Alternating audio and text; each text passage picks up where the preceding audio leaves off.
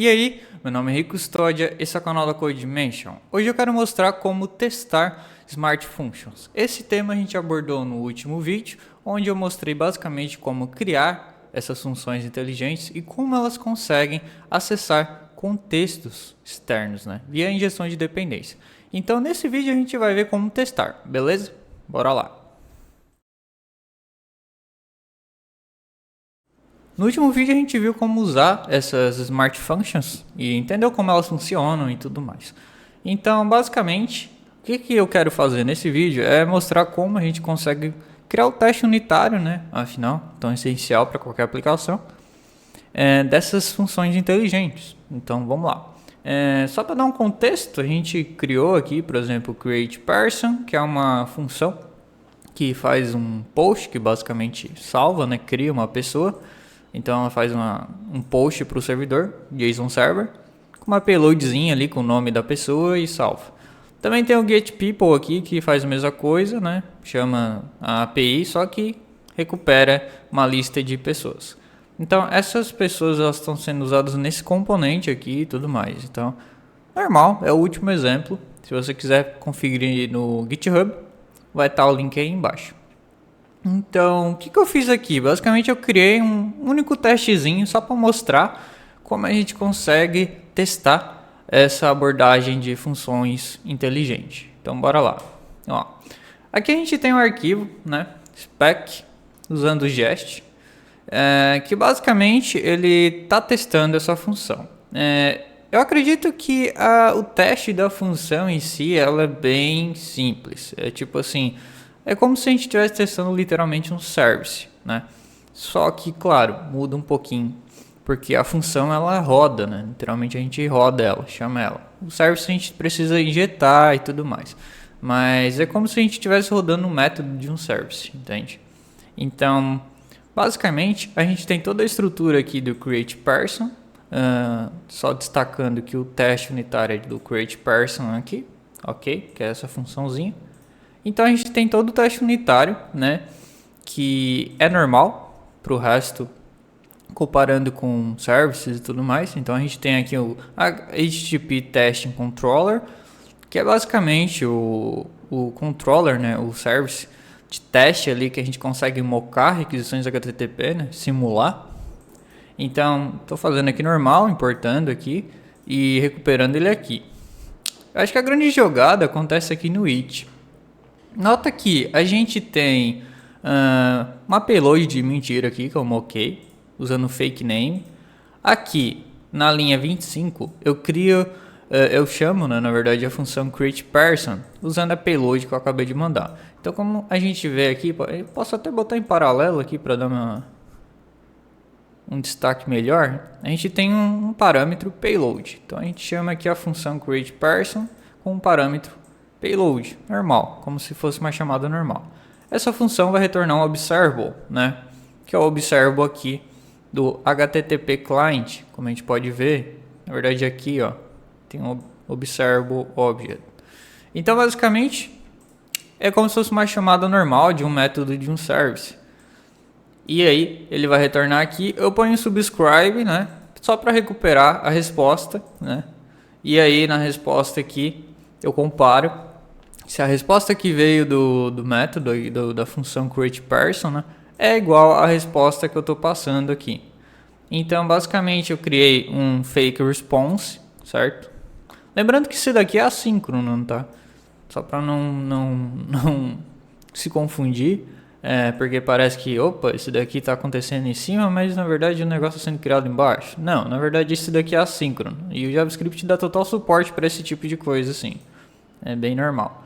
Então, esse daqui vai rodar depois, ok? Então, eu só estou criando um callback ali, dizendo para o observable registrar isso quando estiver pronto, E rodar quando estiver pronto. Então, o spec aqui vai rodar depois que a requisição HTTP ser completada.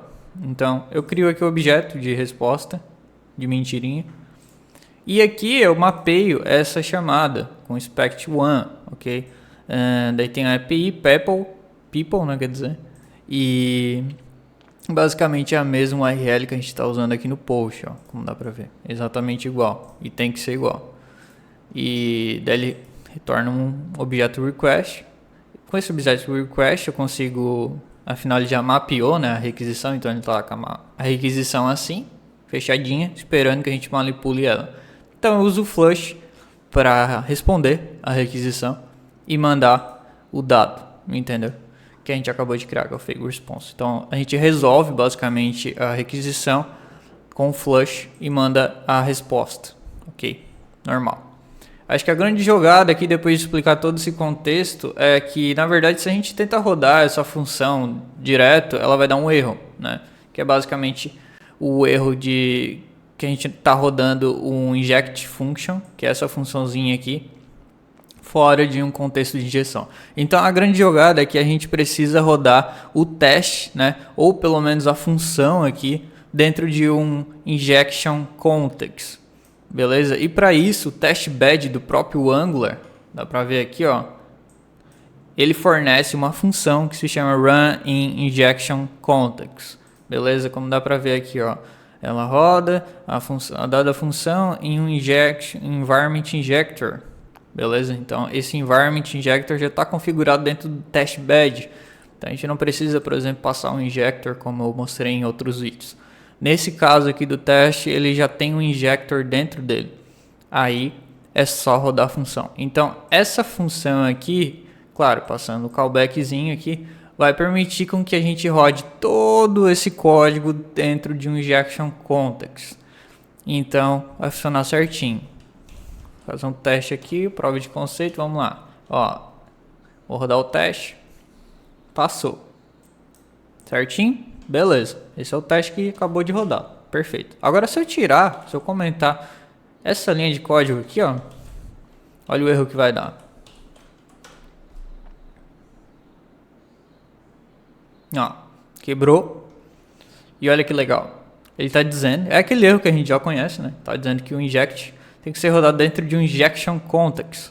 Daí ele dá, né, such as a constructor, factor function, a field initializer, a function used with run in injection context, que no caso é esse daqui, né, o último caso que a gente está usando aqui no teste.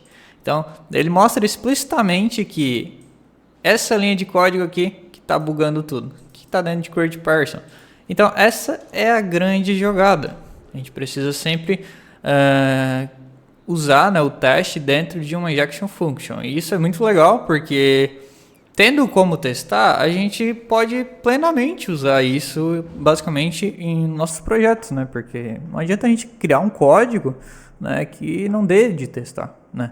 É uma prática, na verdade, né? A gente, além de não ter um coverage, né, ficar o código perdido lá,